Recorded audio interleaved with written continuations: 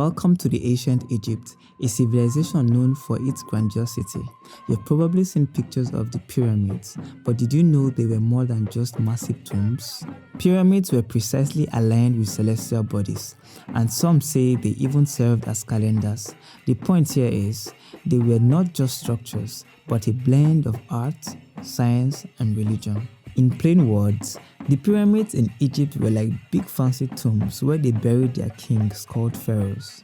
But they weren't just places for burial. People also think that these pyramids had special meanings, like pointing to certain stars in the sky. Some even say they were like ancient calendars. So these pyramids were not just huge piles of stones, they were really important for the people who built them, and they show us how clever they were. Hello my amazing viewers, welcome back to Let's Talk Art. If you're new here, my name is Johnson Achaja and we explore art on this channel. Today we are going into a special time travel adventure to explore the origins of art, the prehistoric and the ancient art to be exact. Before we start, kindly like and subscribe and ring the bell so you don't miss out on any notifications. Let's get to it. Our first stop is the prehistoric era, a time so far back that there was no trace of written language to record events. The Lascaux Cave Paintings in France are one of the most famous examples. These aren't just doodles, they are sophisticated artworks featuring detailed animals and complex patterns. So what do they mean? According to the article by visualartscock.com, arguably the most convincing explanation for the cave paintings at Lascaux is that they were created as part of some spiritual ritual. According to analysis by the Paleolithic scholar Leroy Guhan, Lascaux was a religious sanctuary used for initiation ceremonies. There are other explanations, but this is by far the most convincing. Its seclusion and isolation will make it an ideal place to conduct this type of ritualistic ceremony. Furthermore, this explanation is consistent with the fact that some chambers at Lascaux are more heavily decorated than others, implying that certain areas, like the apse, were especially sacred. The theory is also supported by a number of footprint studies, showing that virtually all the footprints in the cave were left by adolescents, a typical category of initiates. Did you know these paintings are estimated to be around 17,000 years old? That's like time traveling back to hundreds of generations before us, and they used natural pigments like ochre and charcoal to create these masterpieces. Now let's talk about something equally mind-boggling: hand stencils. Picture this: ancient humans placing their hands on a cave wall and spraying pigment over it. But why caves, I wonder? According to this, the shaman will retreat into the darkness of the caves, enter into a trance state, then paint images of their visions, perhaps with some notion of drawing out power from the cave walls themselves.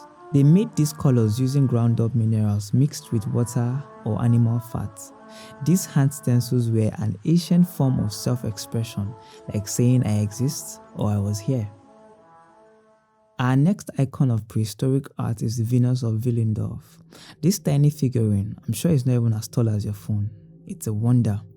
At around 30,000 years old, this figure likely symbolized fertility or goddess worship, although no one can say for sure. The detailed carving on such a small object shows how skilled our ancestors were. Alright, hold fast, we're time traveling again, but this time to an ancient world where civilization flourished and art took on new meanings and forms. Welcome to the ancient Egypt, a civilization known for its grandiosity. You've probably seen pictures of the pyramids, but did you know they were more than just massive tombs? Pyramids were precisely aligned with celestial bodies, and some say they even served as calendars. The point here is, they were not just structures, but a blend of art, science, and religion. In plain words, the pyramids in Egypt were like big fancy tombs where they buried their kings called pharaohs. But they weren't just places for burial. People also think that these pyramids had special meanings, like pointing to certain stars in the sky. Some even say they were like ancient calendars.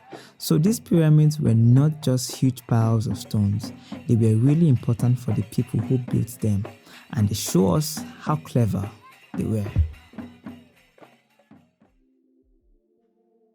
Our next stop is ancient Greece. If you think about lifelike statues, you're probably thinking Greek. They revolutionized the concept of human form in art. Greek artists were pioneers in using golden ratio, a mathematical ratio they believed created the most aesthetically pleasing proportions. This shows that art and mathematics often go hand in hand. The golden ratio, often denoted by the Greek letter phi, is a mathematical ratio that's approximately 1.618. It's significant in art because it's thought to produce aesthetically pleasing proportions. Many artists and architects have used the golden ratio as a guide for creating works that are harmonious and balanced. From the Parthenon in ancient Greece to Leonardo da Vinci's Mona Lisa, the ratio has been employed to create compositions that are visually compelling to the human eye.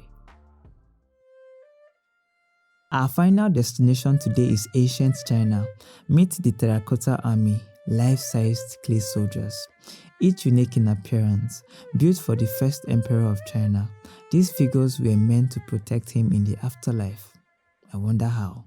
You know the best part, there are over 8,000 figures, and each face is different, showcasing the unparalleled level of artistry. What an incredible journey from the dawn of self-expression in prehistoric times to the intricate artistry of ancient civilization. Art has been a companion of humanity. If you enjoyed this time traveling adventure, please give this video a like, share with your friends, and subscribe for more explorations like this. Until next time, keep your creativity flowing.